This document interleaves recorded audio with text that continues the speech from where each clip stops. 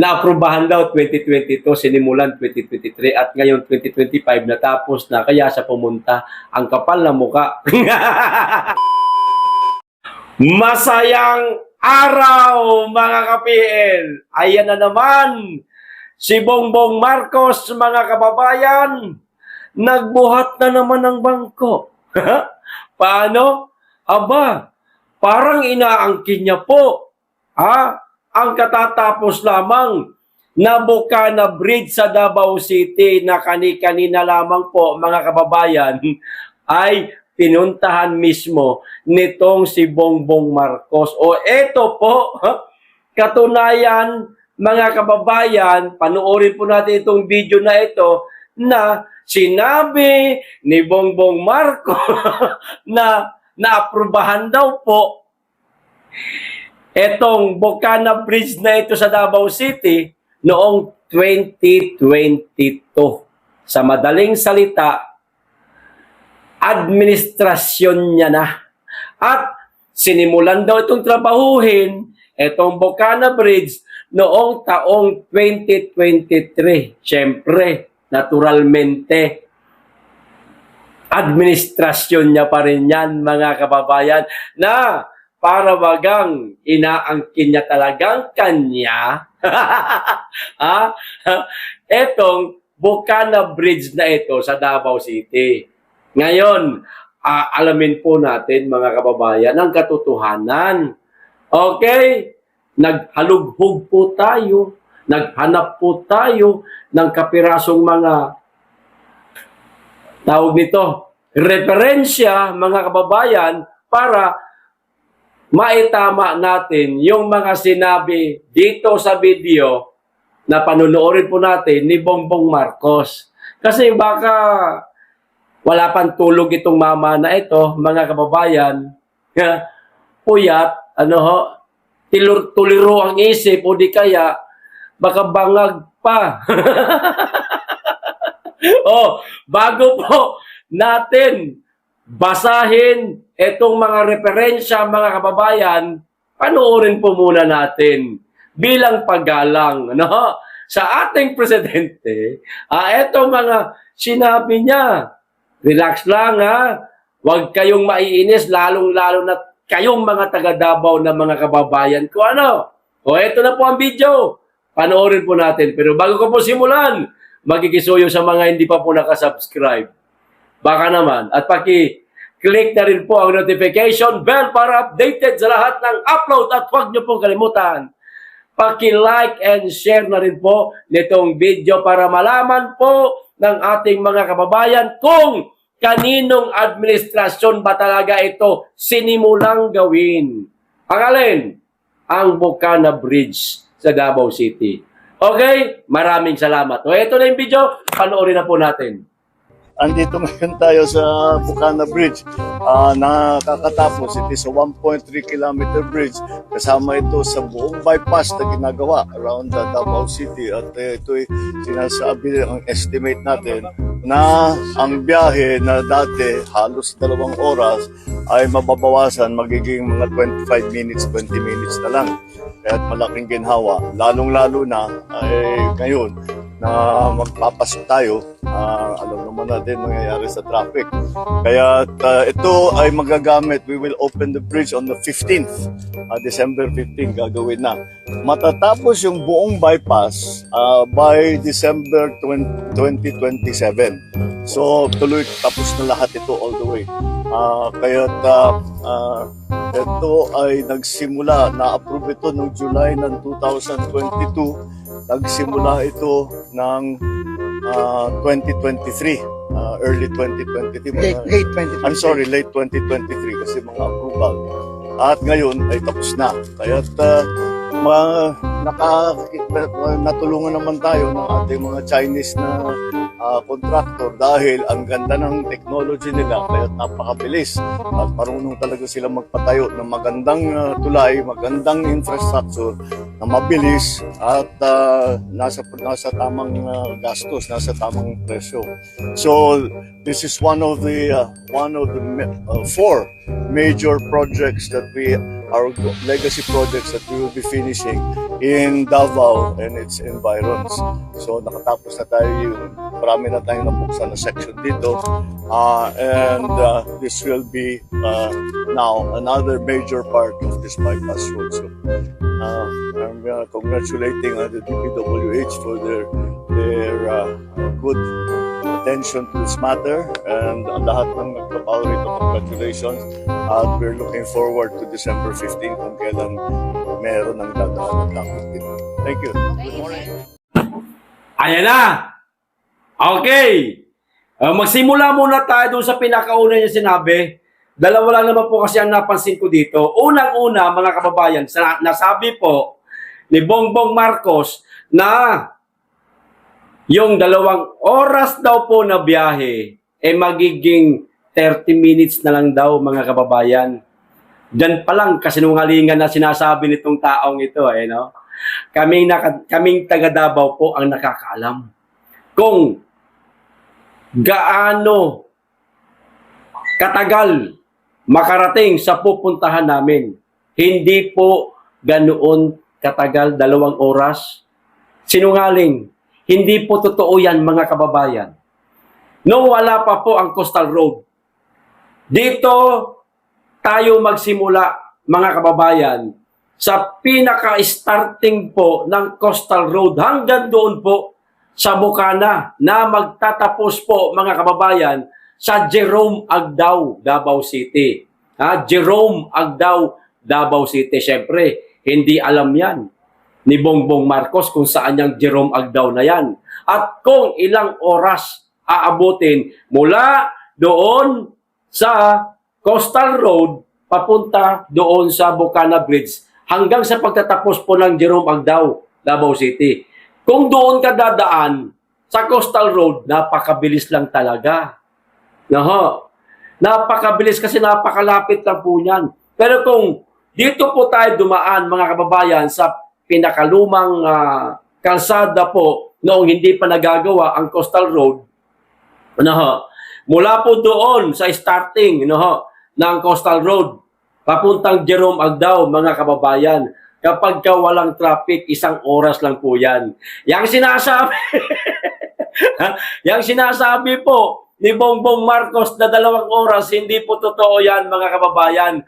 Kung traffic, nasa 1 oras at kalahati lang po yan. Baka nga matagal pa 1 oras kalahati Kasi ako minumutor ko lang ho yan, mga kababayan, mula po dyan hanggang doon sa Jerome. Tumira po ako sa Jerome Agdao Hindi pa po abutin na 1 oras, partida na, traffic pa ho yan, mga kababayan. Diyan pa lang sablay na siya. Diyan pa lang kasi sinabi niya na yan, kasinungalingan na po, mga kababayan.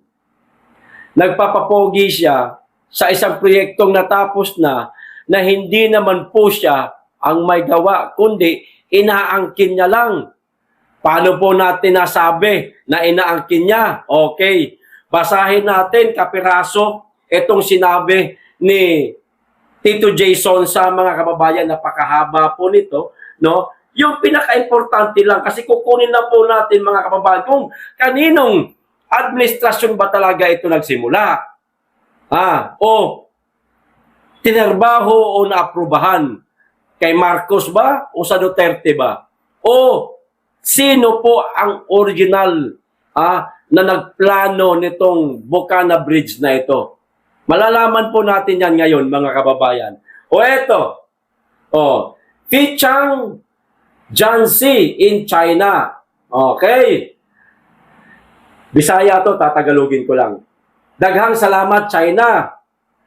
Ang pangandoy nga tulay sa dakbayan sa Davao natuman na human kini mapahiluna pinaagi sa usa ka kasabutan sa gobyerno sa China o Pilipinas niadtong 2018. Duterte administration yan. Okay? Tagalog. Maraming salamat, China. Ang pangarap na tulay ng taga Davao o ng Davao City natupad na.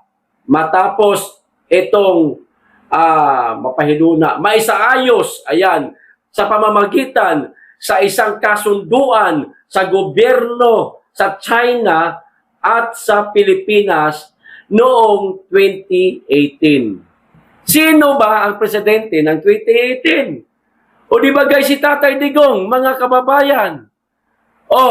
Bakit sinasabi po ni Marcos kanina, diyan sa video pinanood po ninyo, na sinimulan daw po ito at naaprubahan noong 2022.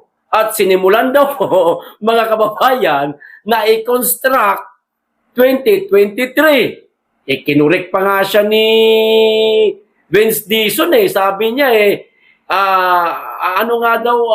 basta 2023 pero early 2023 o late, parang ganon. Di ko lang masyado matandaan. Basta kinurek siya ni Vince Dizon, mga kababayan. Andiyan po yung video. Balikan na lang po ninyo. Okay, pero maliban po dito sa mga sinabi ni Tito Jason sa mga kababayan, na 2018 ito, kundi sa madaling salita, sa Administrasyong Duterte, maliban po na tinarbaho ito ng Administrasyong Duterte, mga kababayan, dahil na pagkasunduan ng China at ng Pilipinas, ito po ang original, mga kababayan, na nagplano nitong Bocana Bridge sa Davao City na inaangkin po ni Bongbong Marcos. Davao River Bridge Bocana Project, one of the big ticket project planned by Mayor Sara Duterte, mga kababayan. Natandaan po ninyo, habang presidente po si Tatay Digong, mayora po si BP Inday Sara sa Davao City. Di po ba, mga kababayan? Chinese to undertake 1.5 billion Davao Bridge Project. Kailan ito nailathala, mga kababayan? October 3, 2018, alas 2:26 ng hapon. Ayan, nakikita nyo naman. May kulay pulang tawag nito. Kulay pula na parihaba. Ayan. Davao City. The Chinese will help build the city's 1.5 billion pesos Davao River Bridge Bocana Project. One of the big ticket project planned by Mayor Sara Duterte. Mayor Sara announced this during her State of the City address o SOCA on Tuesday. Once this pushes through, there will then be 5 bridges that will cross the Davao River, she said. Okay, sino ang original na nagplano nito? Ang ating pangalawang Pangulo, mga kababayan. Pero, ayon po sa DPWH, ito, babasahin ko naman, according to Department of Public Works and Highways. The Bocana Bridge, a key component of the Davao City Coastal Bypass Road. Dugtong kasi yan, mga kababayan. Bypass Road Project. Stretches 1,340 meters and feature 4 lanes across 6 spans, mga kababayan. 4 po na lanes yan. Okay. The bridge, ito na, ang pinaka-exciting part. The bridge was constructed under the Build program of former President Rodrigo Duterte and financed through a 3.1 billion pesos, mga kababayan, official development assistance grant from the Chinese government. Okay? Paano nasabi ni Bongbong Marcos, mga kababayan, na nagmula daw po ito na naaprubahan sa noong 2022? Madaling salita, mga kababayan, sa administrasyon niya at sinimulan daw itong trabahuin noong 2023. Ngayon, kanino ho tayo maniniwala, mga kababayan? Samantalang napakarami po nating binasang mga referensya. Patotoo na Duterte administration pa lang, ginagawa na po ito. At ang orihinal na may plano ho nito, walang iba kundi ang ating pangalawang Pangulo, Inday Sara Duterte.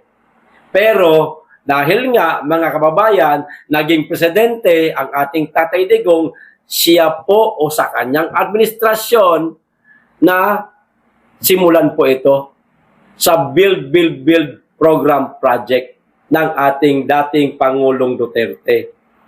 Hindi po sa administrasyon ni Marcos ito. Baka kasi maniwala po yung ating mga kababayan, mga ka-PL, at sabihin ang galing ni Marcos,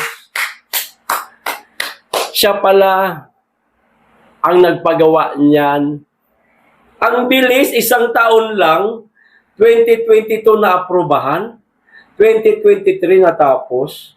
Ano petsa ba ngayon? Ay, sinimulan pala. 2022 na aprobahan, 2023 sinimulan, trabahuin, tapos 24, 25. Aba, ang bilis, no? Mga kababayan, kapanipaniwala ba na sa kanya talaga? Doon pa nga lang sa sinabi niyang 2023, nagkanda utal-utal na nga siya, mga kababayan. Hindi na nga siya malaman kung ano pa sasabihin niya. Ikinorek na lang siya ni Vince Dizon. Na si Vince Dizon din, sa palagay ko, parang muro-muro lang rin yung sinasabi niya. Sinasakyan lang si Marcos, mga kababayan, para masabi po nila sa mga tao na kanila ho yan. Kaya, pakishare po itong video natin, mga kababayan. Napakarami ko pong referensyang binasa.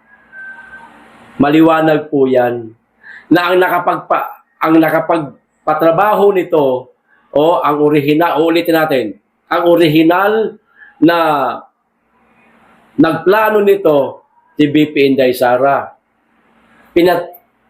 Pinasimulan, trabahuhin ng ng Duterte administration. Ayan, binasa naman natin kanina. Ngayon lang natapos, mga kababayan, sa administrasyon ni Marcos. Pero ang pondo ho niyan, kompleto na. Mula po sa Chinese government, mga kababayan, pinunduhan na ho yan ng China. Kompleto na ho yan. Walang kulang, baka nga sobra pa Diba, mga kababayan? Sinobrahan na lang. Baka lang naman, di tayo sigurado dyan. Pero sa madaling salita, hindi po ito proyekto ni Marcos. Inaangkin niya na naman. Kawawa naman itong mama na ito. Walang maipagawang proyekto. Para lang masabi niya sa mga tao, maipagmayabang niya sa mga kababayan natin na kung may nagawa siya, may proyekto siya, kinakailangan niyang makisawsaw dyan sa Bukana Bridge na yan. Akala niya siguro, mga kababayan, hindi natin siya mabubuking. Mabuti na lamang, nakita ko po itong video na ito, pinakinggan ko maigi yung mga sinabi niya. Sabi ko, teka, kasinungalingan na naman ang sinasabi nitong mama na ito. Hindi ka panipaniwala. Ngayon, naghanap tayo, buti naman nakahanap tayo ng mga referensya, mga kababayan, at ayan na nga. Nalaman natin ngayon. Maliban po, sa sinimulan itong trabahuhin sa administrasyon ni Tatay Digong, sa Build, Build, Build program project ni Tatay Digong, ang original po na may plano nito, ang ating pangalawang Pangulo, Inday Sara Duterte. Yan ang katotohanan, mga kababayan. Kailanman hindi yan matatabunan ng kasinungalingan ng isang politikong nagbubuhat ng bangko para masabi lang na meron siyang proyekto na ang katotohanan po ay wala. Nakakaawa ka naman, Marcos. nang aangkin ka ng proyekto ni kahit nga sa plano, hindi mo ito naiplano. Sige nga, kung talagang sa iyo to, oh, hindi mo nga alam kung sino may plano nito unang-una eh. Ang pangalawang Pangulo. At isa pa, kung magtatayo ka ng isang proyekto, bakit inuuna mo ang Davao City? Bakit hindi dyan sa lugar ninyo? Sa norte, na ang iyong mga kababayan ay galit na di umano sa inyo dahil wala kayong nagagawang tulong sa inyong mga kababayan. Wala daw kayong project dyan eh. Gaano ba katotoo yan? Totoo ba yan, Mr. President, na wala kayong project sa norte kaya nanggigigil na sa inis, nasusuya na sa inyo yung inyong mga kababayan? Gaano ba katotoo yan, Mr. President? Tapos sasabihin nyo na sa administrasyon ninyo nagawa etong Bocana Bridge. Pag nyo pong pinapaikot, niloloko ang mga tao, Mr. President, grabe naman po kayo. Magsabi po kayo ng totoo sa tao. Mano ba namang sabihin nyo na lang, ganito kasi yan, mga kababayan, pinagawa talaga ito sa administrasyon ni Pangulong Duterte, sa kanyang Build Program Project.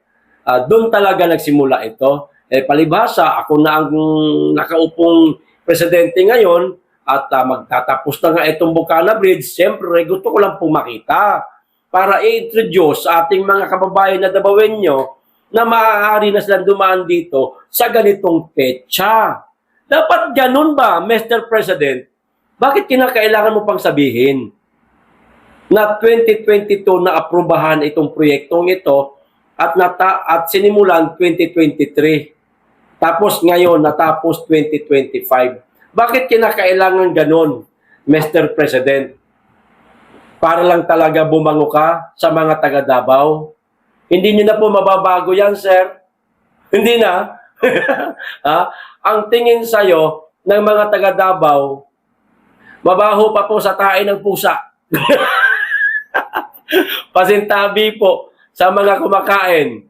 Patunay, mga kababayan, o eto, panoorin po natin itong video, mga kababayan, na bago pa man po lumapag ang sinasakyan ni Mr. President na chopper, sinalubong na po siya ng nagsisigawan ng mga Dabawenyong Duterte. Duterte. Duterte. O eto po yung video. Panoorin po natin kung paano po pinahiya si Bongbong Marcos sa Davao City, mga kababayan. O eto na.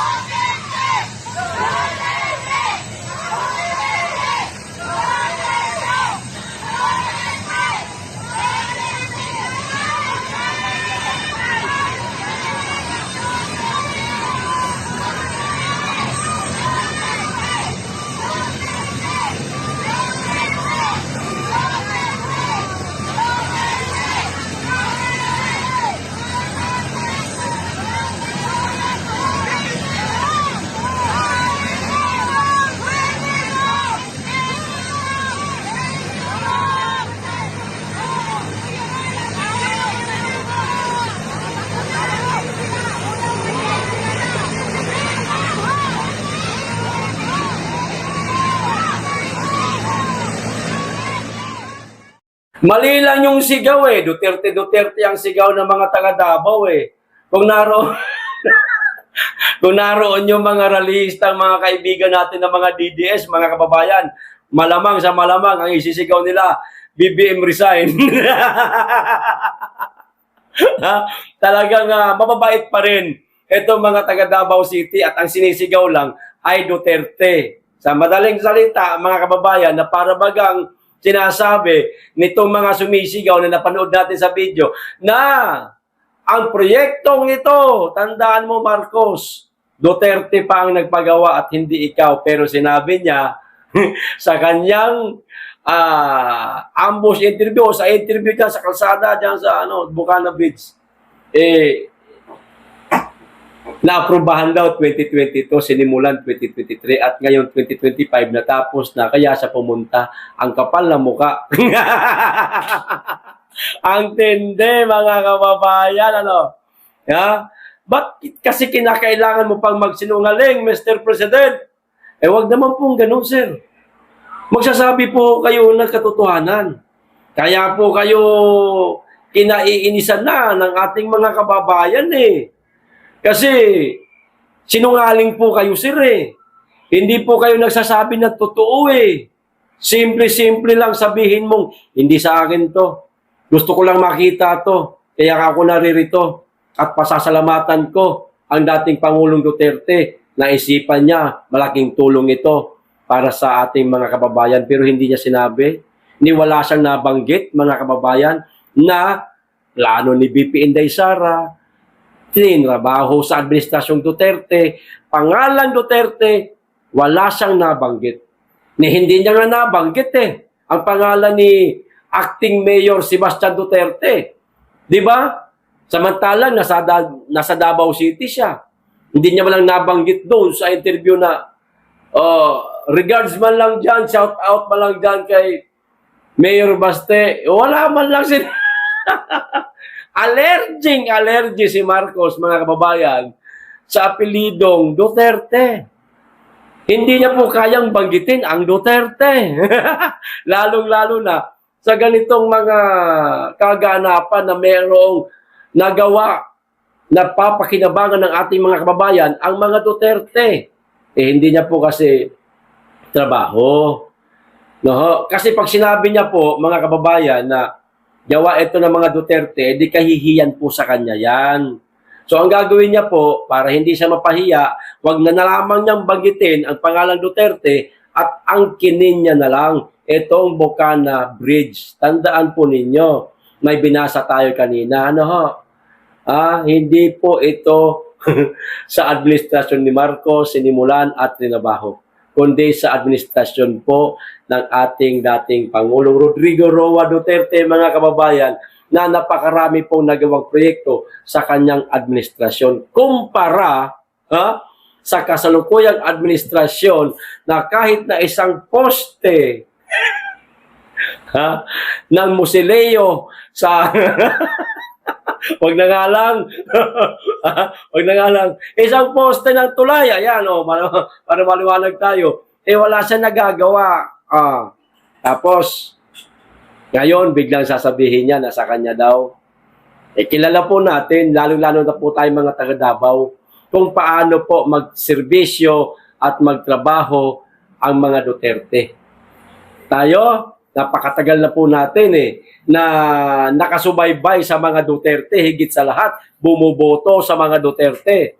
Kaya nga lagi natin inuulit-ulit na iboto ang mga Duterte at ayaw nating mawala ang mga Duterte sa Davao City kasi sa kanila natin nakita ang tunay na pamumuno sa Davao City. Unang-una, napakalinis ng Davao City. Pangalawa, katahimikan sa Davao City. Kaya mong maglakad. 10 oras ng gabi na hindi ka mapapaano, kumpiyansa ka sa iyong mga anak, pamilya. Kasi ang tinatawag na peace and order talagang umiiral sa Davao City at talagang pinatutupad ng mga Duterte, mga kababayan. Kaya nga gustong-gusto natin ng mga Duterte, inuulit-ulit natin silang iboto kahit pa ang mayor Duterte, ang vice mayor Duterte, mga congressman, mga Duterte, wala tayong question dyan. Bakit? May nagagawang maganda. Hindi katulad ng Presidente Marcos Romualdez, Speaker Romualdez, Senator Marcos, Congressman Marcos. Diba? Ang tanong, ano nagagawa? Wala. Ang layo po ng diferensya, mga kababayan. Di ba? Kaya hanggang sa ngayon, hindi lang sa Davao City, maging sa buong bansa man, ang hinahanap po ng ating mga kababayan, ay ang Duterte brand leadership pa rin po, mga kababayan. Aminin natin yan. Yan po ang katotohanan. Kaya nga naiinggit si Marcos eh. Kasi kahit nasaan siya ang lupalop sa ating bansa, hindi lang sa ating bansa, maging labas ng ating bansa, siya ang naroon sa event, pero ang sinisigaw, Duterte. Ang sakit nun. Di ba? Ikaw ang presidente, pero ang tinatawag si Duterte, ang laking kabastusan. Ngayon, kung gusto mo maging ganon, Marcos, ayusin mo ang pamumuno mo. Huwag kang credit grabber. Hindi mo proyekto, hindi ikaw nagpatrabaho, pero inaangkin mo. Nakakahiya. Baka naman, pwedeng nipis-nipisan ang kapal ng mukha. Okay, hanggang dito lang. Maraming salamat. Mag-iingat yan lagi. Tigit sa lahat, mahalin natin ang Pilipinas.